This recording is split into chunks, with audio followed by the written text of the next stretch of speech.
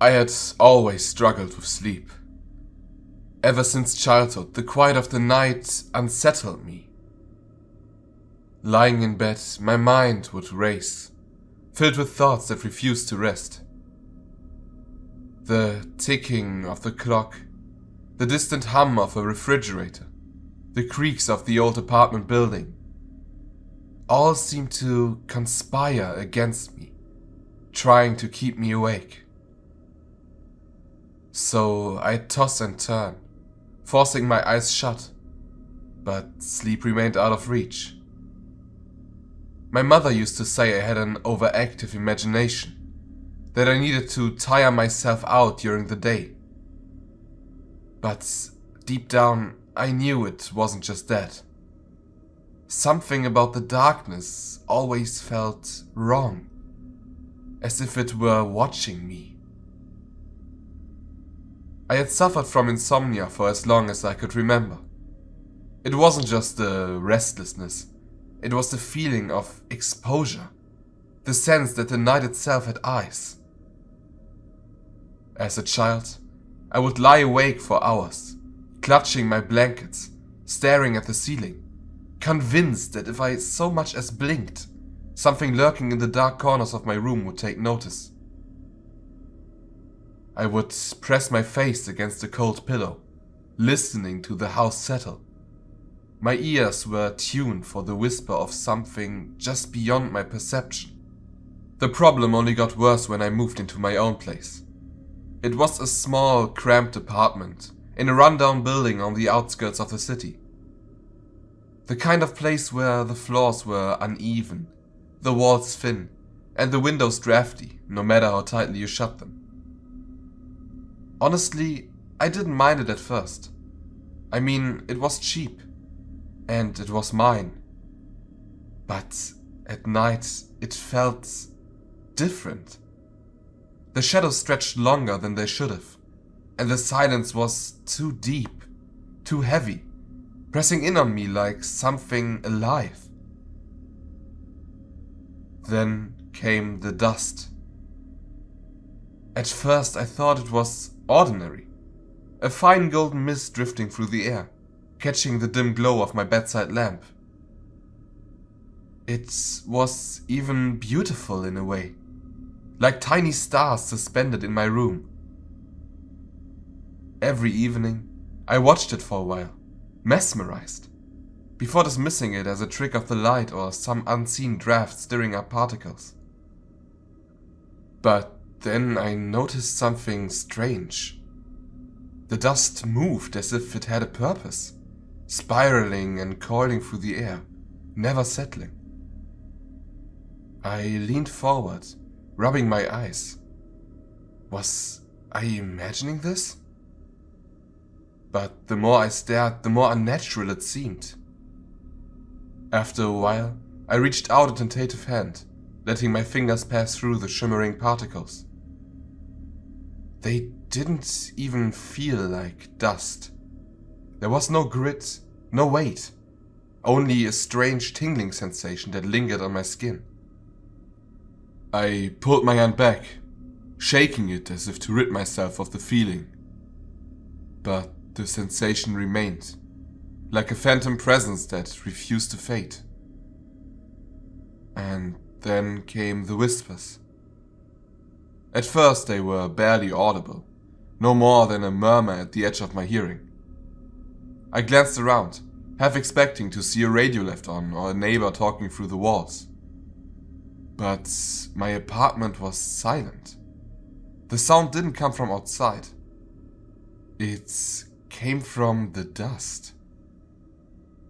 I sat up in bed, heart hammering. The whispers grew clearer, as though an invincible chorus of voices was speaking just beneath my ability to understand. I strained to make sense of them, but the words remained elusive, slipping through my mind like water through fingers.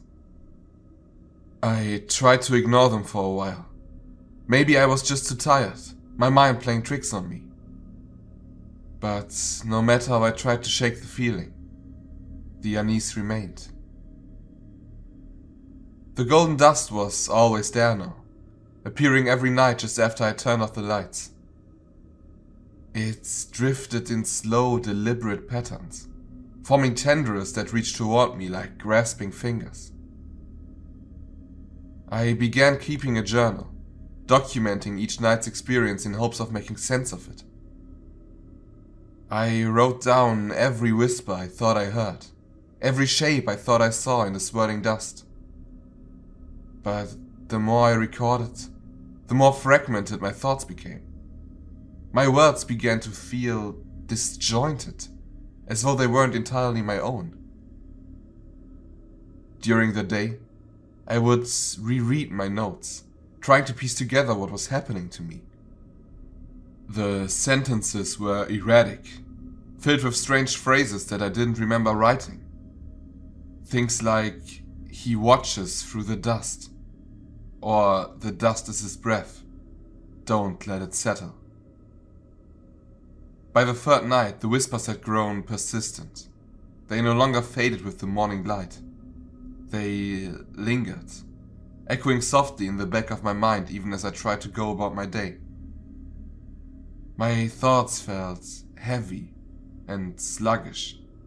My body ached with exhaustion, yet I couldn't sleep.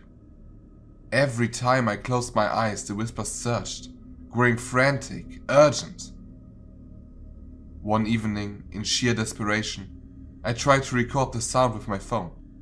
I set it up on the nightstand, letting it capture the eerie murmurs that filled my room. But when I played it back in the morning, all I heard was static. A deep crackling distortion that sent a shiver down my spine. As I listened more closely though, I swore I could hear something underneath the noise. A faint, rhythmic sound. Breathing. Slow, deliberate breathing. And it wasn't mine. I hardly left my apartment after that. I just couldn't bring myself to. The outside world felt distant and unreal. My days blurred together in a haze of exhaustion, and my nights were spent in fearful vigilance, watching the golden dust swirl and coil in the darkness. The whispers had begun to form words, though I still couldn't fully understand them. But I knew they were speaking to me, calling to me. Then, just before dawn, I saw something that made my breath freeze in my throat. I had been lying in bed, staring at the ceiling, when a strange sensation crawled over me. A prickling awareness, like the feeling of being watched. Slowly, cautiously, I turned my head toward the darkest corner of the room. Two pale, lidless eyes blinked back at me. I didn't move. I couldn't. My body was paralyzed by a primal, suffocating terror. The thing in the shadows was watching me, its gaze unwavering. Its form was indistinct, shifting, as though made from the very dust that haunted my nights. A dry, rasping breath filled the silence. I wanted to scream, to run, but my limbs refused to obey. My skin crawled as the dust thickened in the air, spiraling toward the thing in the corner. The whispers rose to a fever pitch, urgent and insistent. They weren't just sounds anymore, they were voices, words forming in my mind. Too many to understand at once, but one message came through with terrifying clarity. Sleep, and he will take you. I forced myself to blink, to breathe, and in that split second, the eyes were gone. The dust settled, the whispers faded, and the room was silent once more. I spent the rest of the night sitting up in bed, too afraid to close my eyes, and the next morning, I checked every corner of my apartment, every shadowed crevice, but I found nothing. The golden dust had vanished.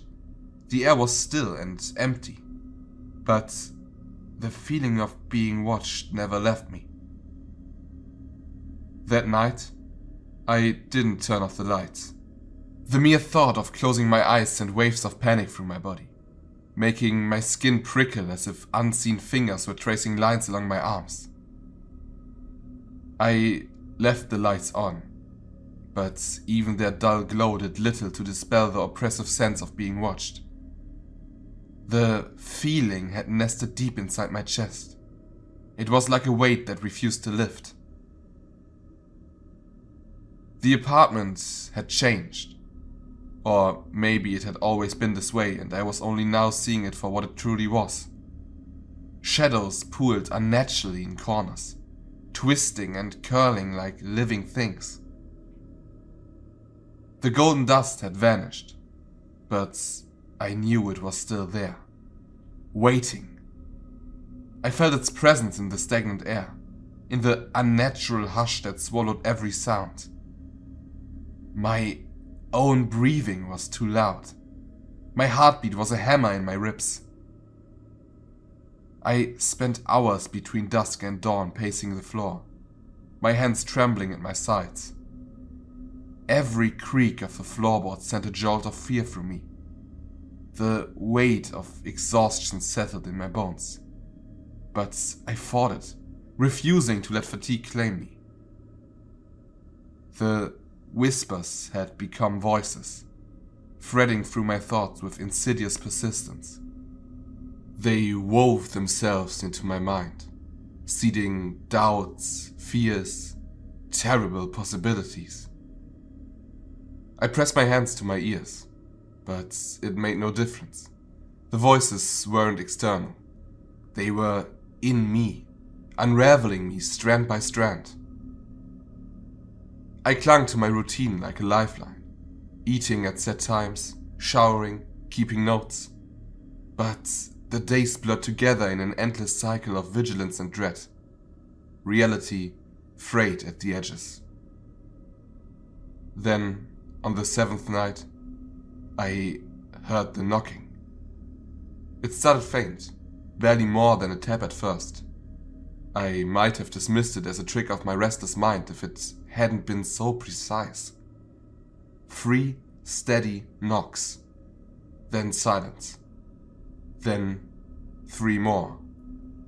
The rhythm was deliberate, measured, calling to me. I stood frozen in the center of my apartment, every muscle locked in place. My mouth was dry. The knocking came from the front door, and I forced myself to move, inching closer, each step dragging against invisible resistance. My hand trembled as I reached for the peephole, pulse hammering in my throat. Nothing. The hallway was empty. I backed away, my breath coming in shallow gasps.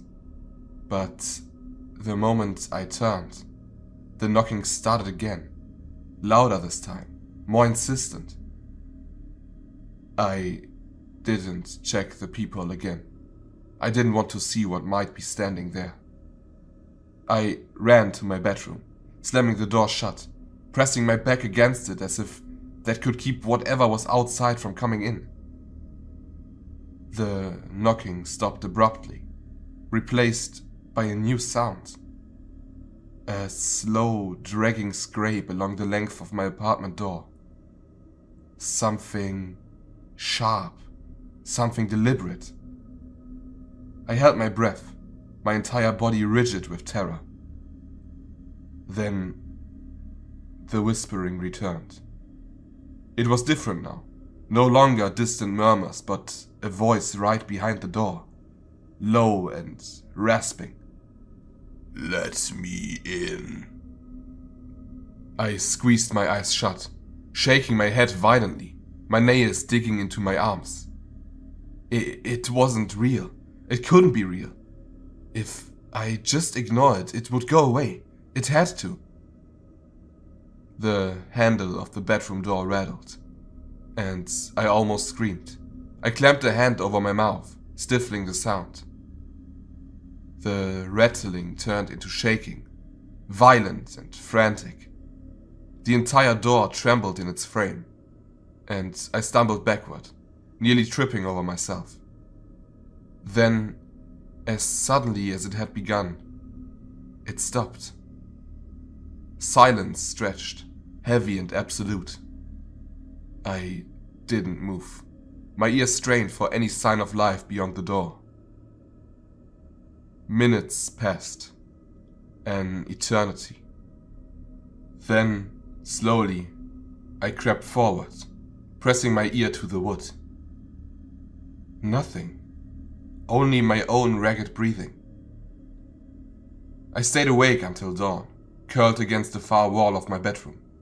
Every light in the apartment was blazing. My body ached with exhaustion, but sleep was no longer an option. I knew, without a doubt, that if I closed my eyes, it would be waiting for me on the other side.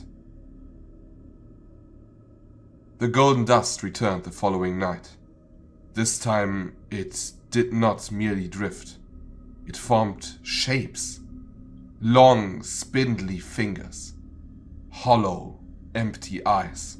An open mouth, stretching impossibly wide, as if in silent laughter.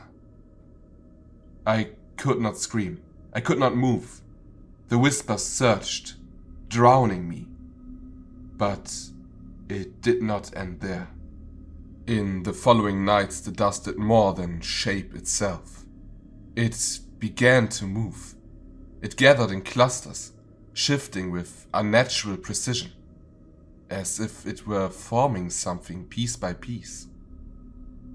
I watched, helpless, as the shimmering particles assembled limbs, a torso, a head, something almost human, but not. Never fully forming, but also never fully dispersing. A figure trapped between existence and oblivion. And the knocking continued. I stopped answering my phone. I stopped checking messages. My friends had noticed my absence, but I couldn't bring myself to reply. What could I tell them? That I was being haunted by dust and whispers? That something waited for me beyond my door, waiting for me to close my eyes? They would call me crazy. And maybe I was. I was running out of time. My reflection in the mirror was unrecognizable. Hollow eyes, sunken cheeks, lips cracked from dehydration. I had stopped eating properly. The hunger gnawed at me, but I barely noticed. The fatigue was way worse. I could feel it tugging at my consciousness, an unbearable heaviness behind my eyes. I had tried coffee, energy drinks, anything to keep myself awake, but it wasn't enough. One night, in desperation, I left the apartment. I stumbled down the street, aimless and disoriented, not really sure where I was going, only that I needed to escape. The city itself was quiet, almost too quiet. The usual hum of traffic, the distant murmur of voices, the rustle of wind through the trees. All gone. The world felt hollow, like a stage set long abandoned. As I turned a corner, for a moment I thought I saw something ahead of me. A tall figure standing beneath a flickering street lamp. But as I blinked, it was gone.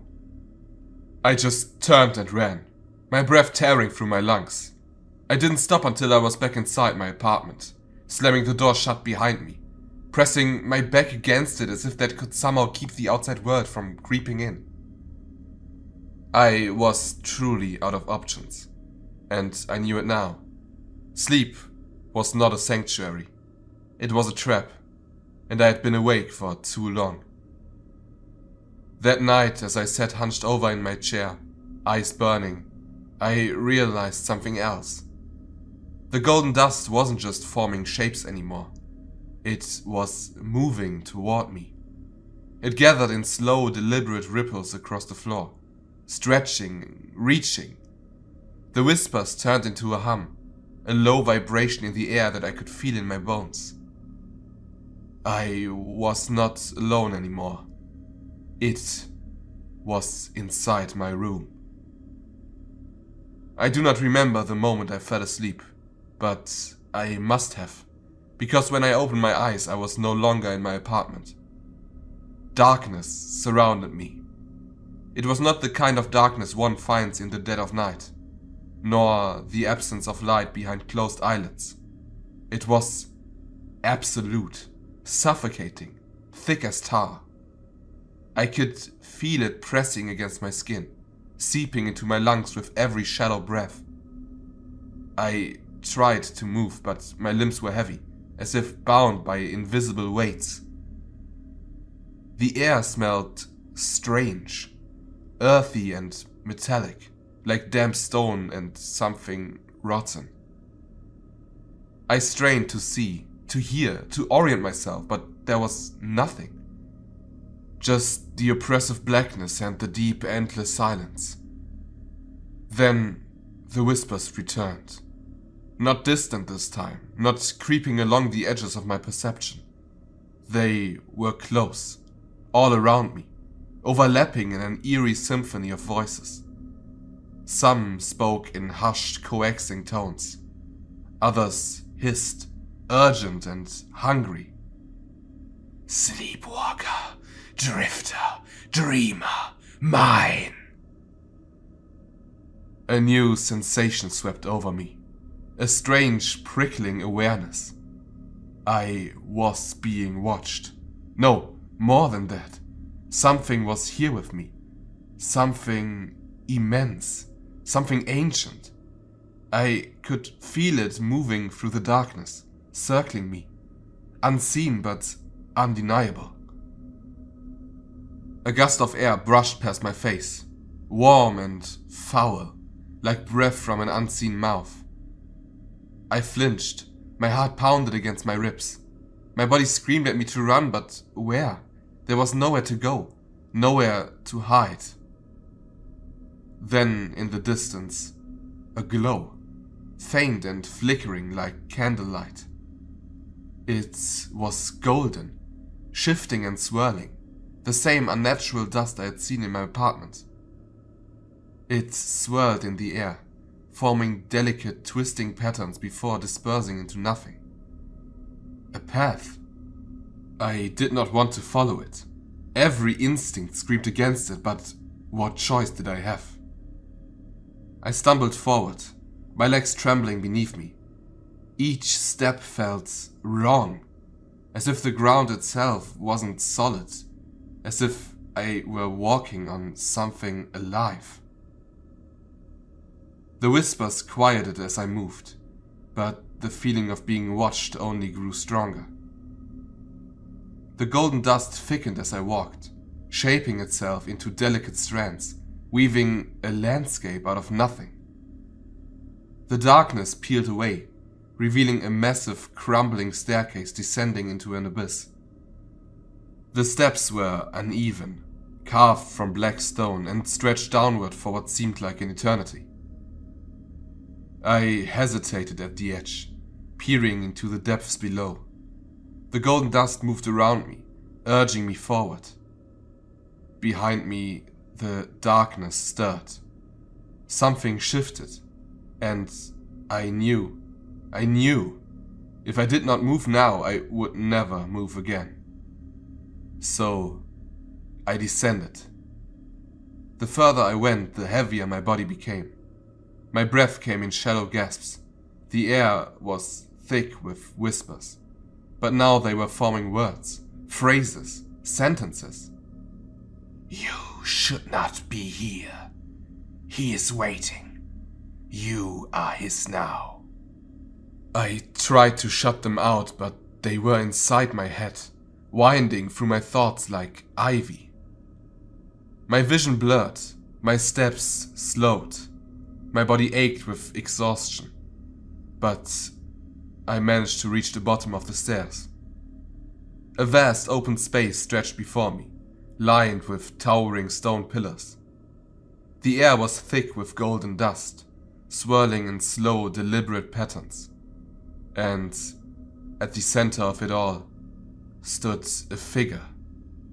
It was tall, taller than any human should be. Its limbs were impossibly long, its fingers tapering into sharp, delicate points. Its body was draped in tattered, flowing robes that shimmered with golden dust. And its face was a hollow void, an empty expanse where features should have been. But somehow I knew it was looking at me. I could feel its gaze burrowing into my skin, into my mind. I couldn't move. I couldn't breathe. The whispers became a single voice. His voice. "You have wandered too far, little one." My vision blurred. My body sagged. Sleep clawed at me, heavier than ever before. "Come." I fell to my knees. My eyelids dropped. The golden dust curled around me, settling on my skin, slipping into my mouth, my nose, my eyes. A warmth spread through my limbs. Gentle, lulling. "Rest." I fought it. I tried to resist, but it was impossible. My body was no longer mine. My mind was slipping, unraveling. I was sinking into something vast, something endless. The whispers wrapped around me like a lullaby, and for the first time in what felt like years, I was no longer afraid. The last thing I saw before the darkness claimed me was the Sandman reaching out his hand. Then I slept, and I did not wake up.